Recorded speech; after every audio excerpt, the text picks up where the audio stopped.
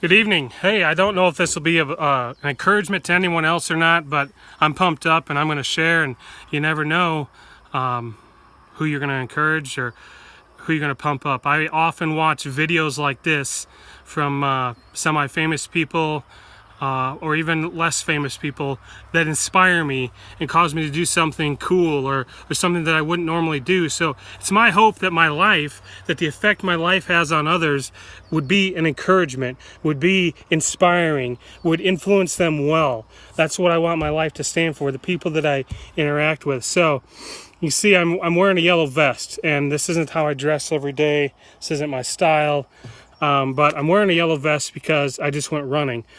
This is only the second time I've ran this year, 2017.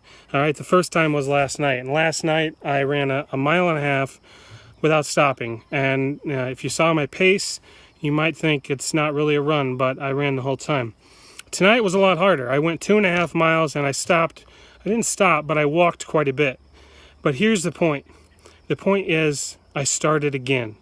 I am moving. I am taking steps. Guys, I have gained weight recently. I am probably a little overweight, but I know that I can do something about that. I don't have to be a victim. Am I ever going to be an Olympic runner? Am I ever going to be like some of my friends who run all the time and run 13 miles, 20 miles, crazy? No, probably not. Maybe, I don't know. But what I do know is that I can start and I can take little steps right now. And then I'll keep making a new goal and I'll keep getting there. So, and it's that way with anything in your life. All right, you got to take steps. I started a new job within the last 2 months. My last job I was at for 12 and a half years, and I was good at it. And I enjoyed my customers a great deal. But the company I worked for was hard on us, at least very hard on me, I felt like. And it might be a personality thing, but I stuck it out. I would say there were a few good years there, but there were a lot of really tough years that I endured, and I stuck it out. And like I said, I performed to the end. But about a year ago, I realized that if I didn't do something, then I would spend my whole life enduring something that wasn't great.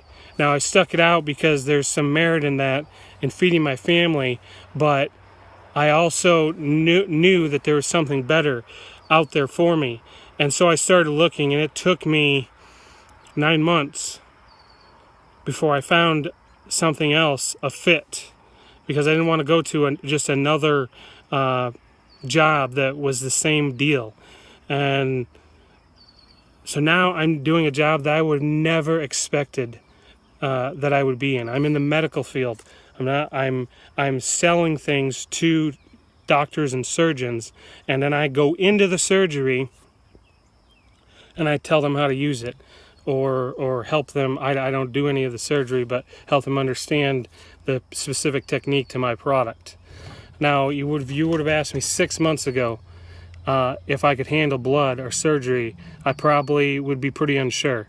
I'd be squeamish, and people who are close to me would probably agree with you. And matter of fact, some of them have told me, "That's crazy. I can't believe you're doing that." All I can say is a lot of it is up here. A lot of the limitations we put on ourselves are right here in our brain. It's what we tell ourselves. It's the lies we tell ourselves. Okay. When I was interviewing for this job, it is unique because he was becoming a friend before I interviewed with him. But I told him, "Hey, I'm not sure if I'm going to be able to handle the blood." And he told me something that kind of clicked with me. He said, "You got to change your mind about it. You just have to change your mind about what's going on, and you have to be interested and look at it differently." And I was at a point where I had to move on from my other job, I felt. And I felt like God was laying this opportunity before me, and I was praying, "God, enable me." And I changed my mind about it.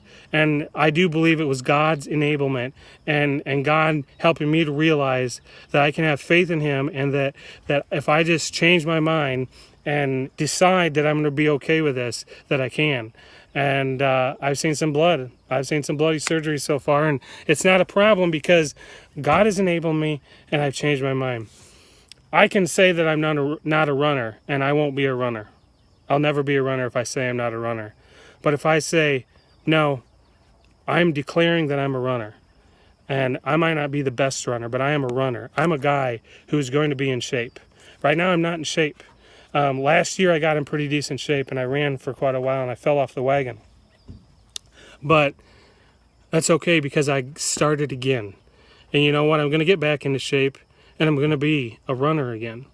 So I know I'm talking in circles, but I want to encourage you that whatever it is, whatever that mountain is, whatever this, oh, I wish I could be, make it so. Make it so. You make the choice. You control your thoughts, which control your actions. All right? And I just want to encourage you and empower you. You know, and it took so many voices in my life to speak these same truths to me, and I still need to be reminded often these same things. But let me be a voice in your life. You can do it. Just start. Start small. If it's running or being athletic, if you can run 10 feet, then tomorrow run 20. And after that, run 50. Start. The key is to start. Change your mind. You'd be amazed at what you can do because God has made you incredible. And I don't know, I just want to be encouragement to you. So thanks for listening if you've listened this long. Talk to you.